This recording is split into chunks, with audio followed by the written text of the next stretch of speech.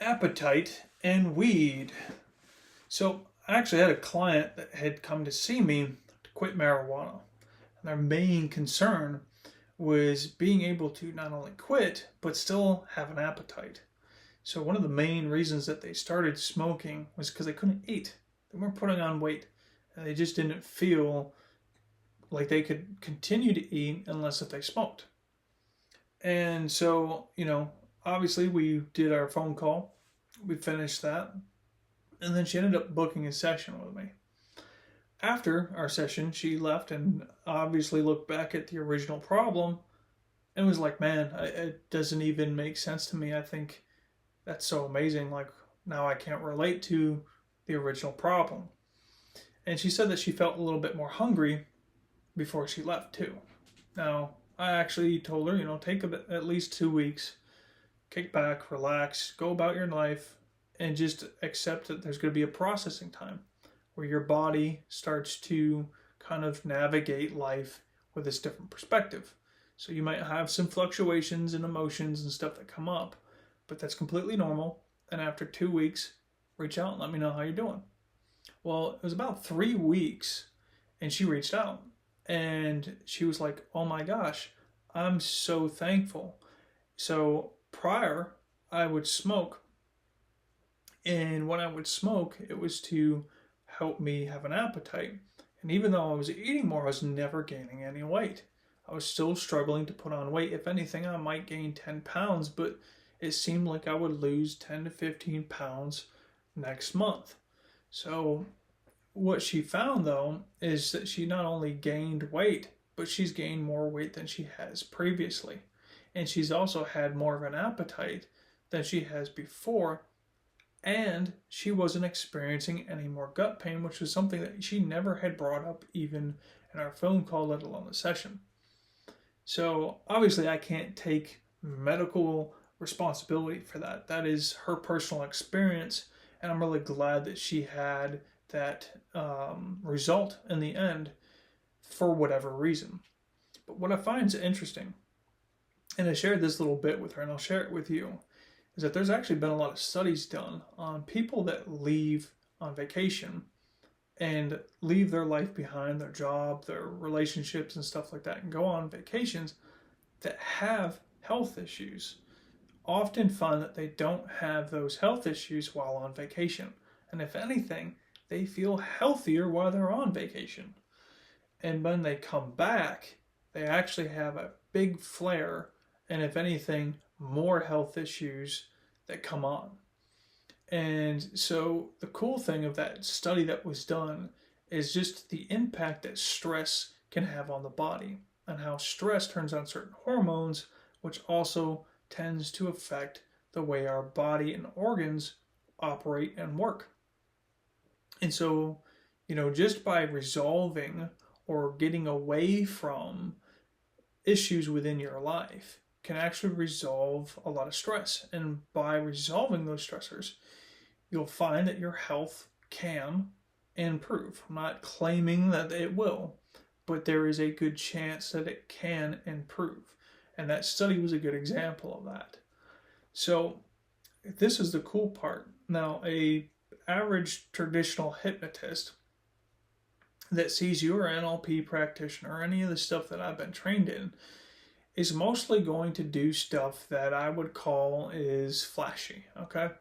So they'll tell you to close your eyes and take a deep breath in, and they'll put on some calming music and walk down these stairs on the count of 3, you'll be at this table, and at this table there's all this food, and you're finding yourself for the first time, or maybe it's always been this way, that you now have an appetite that you just seem to have never had before.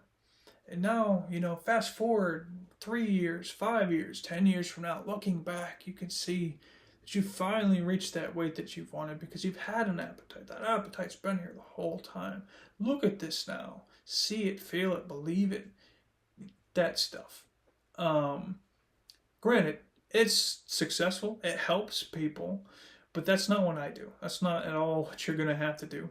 I personally kind of thought it was weird in the industry when people ask you to, close your eyes and imagine, yourself on a beach or something like that. And I'm like, I just want to deal with my problem. So the cool part is when you actually have a session with me, that's all I focus on is the problem. We're not going to do any flashy stuff. And if anything, we're going to have you leaving the session understanding that that problem is no longer a problem. There's not going to be any guessing about it. And if anything, you'll be kind of a little bit insistent. It's like, no, dude, I'm fine, okay? Because I'm going to investigate if there's anything else that's underneath, anything else that's going on that we also need to address within this session. So you can leave feeling confident that the problem's done. Obviously, there's still an integration period and where you start to see yourself changed. And that's when you start to really believe, okay, this is not going away. This is now a permanent aspect of my personality. So if, having an appetite and quitting marijuana is a concern of yours, here's one client of mine that actually had some success. Now, granted, stress can affect people in all different ways. Some people are stressed out of their mind and, they don't have an appetite. Some people are stressed out of their mind and they actually have an appetite and they gain weight.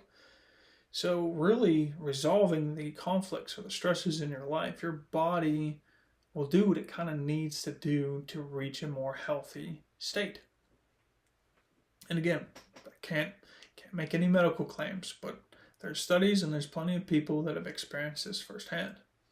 So what's kind of interesting is that the session that we had, again, no magic waving of the wand type stuff. We just focused 100% on the problem.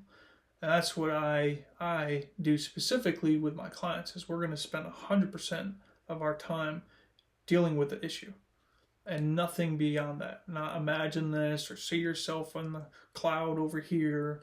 We're going to deal with the main issue. Well, you would think that our session kind of revolved around appetite and quitting weed. Well, here's the fun thing. So any issue that people have is somewhat conscious, but there's always a subconscious, unconscious part to it that they're not aware of, or else they would just flip the light switch and not have a problem and not even need to see me, and that's great. I wish everybody could. Life would be awesome. But that's not the case. So when we had our session, it's kind of interesting is that actually the two things that came up as a theme within our session was family and her relationship with her significant other. And afterwards, when she told me that she had gut pain and she's doing so much better, and I didn't know she had gut pain, she had said to me, I had what I think was a stress gut. And I just have a gut. You have a gut. I don't know what a stress gut is. So I asked her, well, what is a stress gut? What do you mean by that? And she goes, well, anytime I would go around my family or there was a conflict with my significant other and I was afraid to speak up, I would get a bad stomach pain and I wouldn't have an appetite.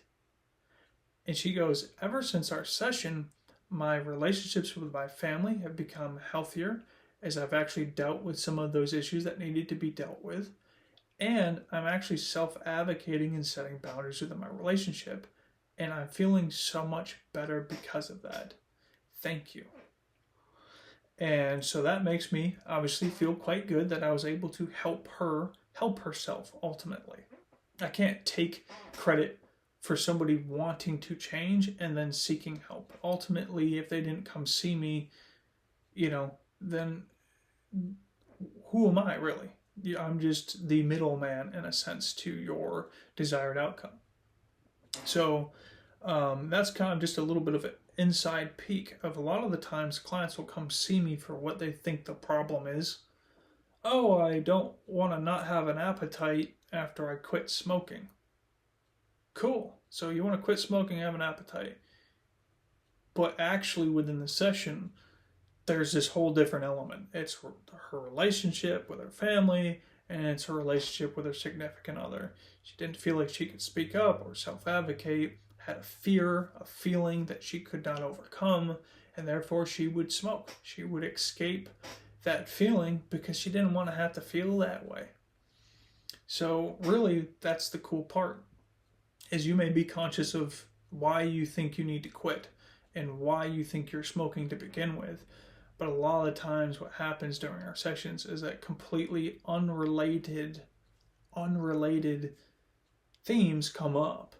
And by resolving those conflicts and getting somebody to the point where they can self-advocate, getting somebody to that mental feeling state where they have no issue self-advocating, speaking up, setting boundaries, that's really what changes it for everybody. Now I don't feel the need to smoke. Now I have an appetite because I'm not stressed out. I just speak my mind. It feels so simple and easy, and I never felt that way before. So if this is something you struggle with and you're not doing anything about it, chances are it's not going to get any better. So when you're ready to deal with this issue, hit up my Calendly link. We'll have a phone call and see if we're a good fit. And from there, we'll schedule a session. Take care of yourself.